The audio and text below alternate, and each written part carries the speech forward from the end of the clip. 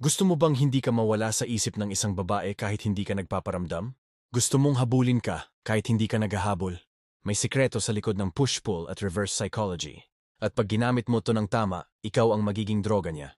Papag-usapan na po natin ang isa sa pinakamasakit pero pangkaraniwang nangyayari sa lalaki. Sa simula, sobrang interested siya sa'yo. Palagi kayong nagkakausap, nagtatawanan, parang may connection na. Pero makalipas ang ilang araw o linggo, bigla siyang lumalamig.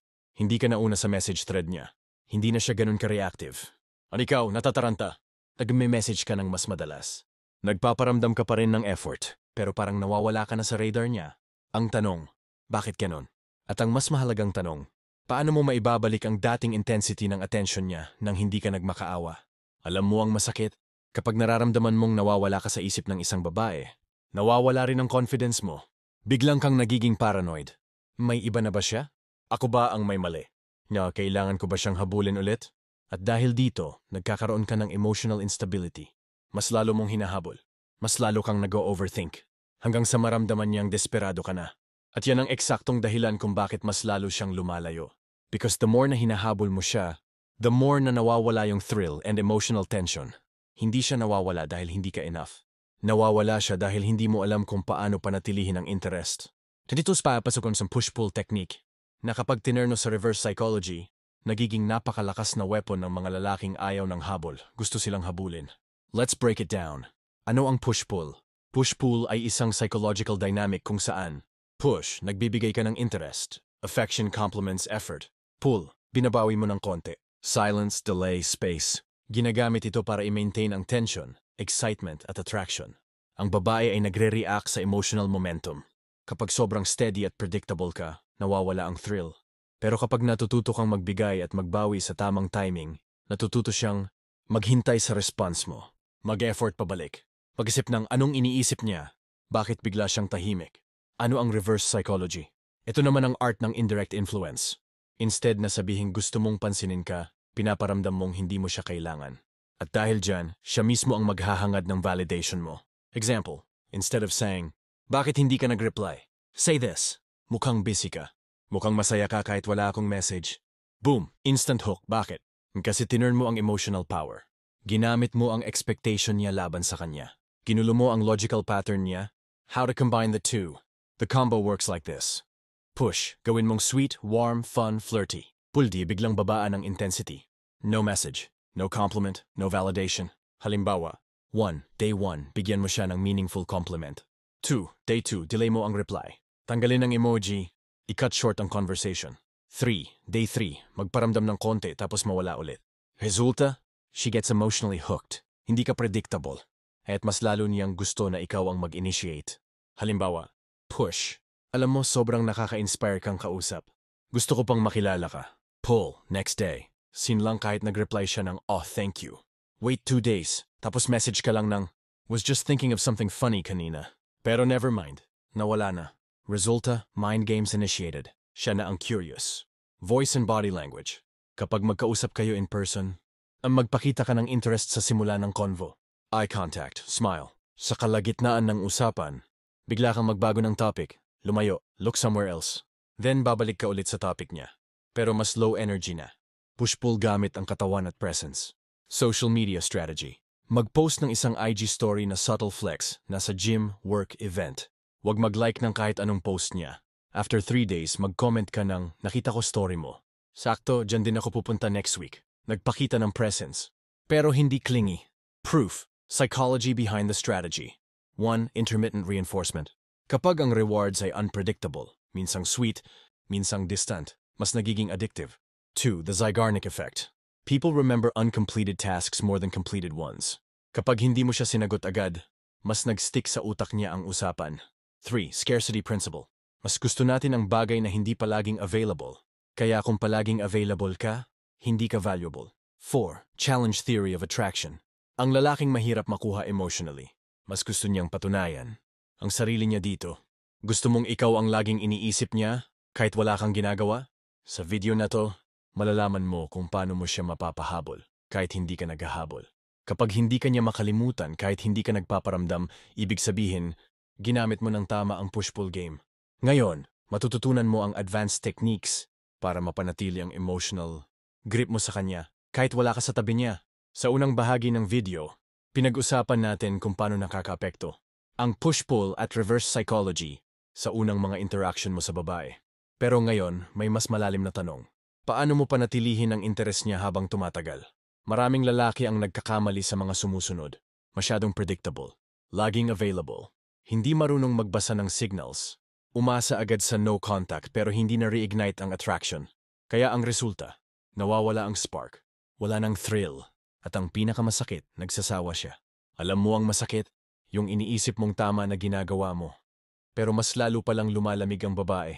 Ginamit mo na ang no contact, nag-pull away ka, nagpakita ka ng mysterious side. Pero bakit parang wala pa ring epekto? Bakit parang hindi siya affected? Ang hindi alam ng karamihan, ang push-pull ay hindi lang basta pagkawala at pagpaparamdam ulit. Ito ay art. At kapag mali ang pagkakagawa mo, mapuputol ang emotional thread na gusto mong buuin sa kanya. Imagine this. Nag-pull away ka pero ang dating sa kanya wala ka talagang pakialam. Nagpakita ka ng interest pero sobrang bigat kaya siya naman ang umatras. Nagkulong ka sa no contact pero hindi mo na reignite ang curiosity niya. Kung hindi mo alam ang tamang rhythm, ikaw ang talo. Now time to level up. Let's go deeper sa psychology ng push-pull para hindi ka lang interesting sa simula, kundi magiging mentally unforgettable. 1. The delayed reward technique. Concept. Kapag binigay mo agad ang reward, emotional validation, time or attention, nawawala ang thrill. Gawin ito. Huwag agad mag-reply kahit excited ka. I-pacing mo ang closeness. Ibigay mo sa tamang timing. Lumikha ng tension bago ka maglabas ng emosyon. Example line. Nagulat ako na nag-message ka. Sige, sagutin kita. Pero wag mong sabihing mismo na ako, baka lumaki ulo ko. Ginagamit mo ang delayed reward para bitinin siya emotionally. 2. Controlled vulnerability. Concept. Yung pagiging ng vulnerable ay nakakapagpatibay ng koneksyon. Pero sa sobrang dami ng oversharing ngayon, nawawala na ang dating nito. Paano mo ito gamitin sa push-pull? Ikwento mo ang isang bagay na hindi niya alam, pero hindi ka naging sobrang emotional. Bigla mo siyang tanungin ng malalim, tapos bago siya sumagot, magbiro ka ulit. Example, minsan gusto ko na lang mawala sa social media. Parang ang daming noise.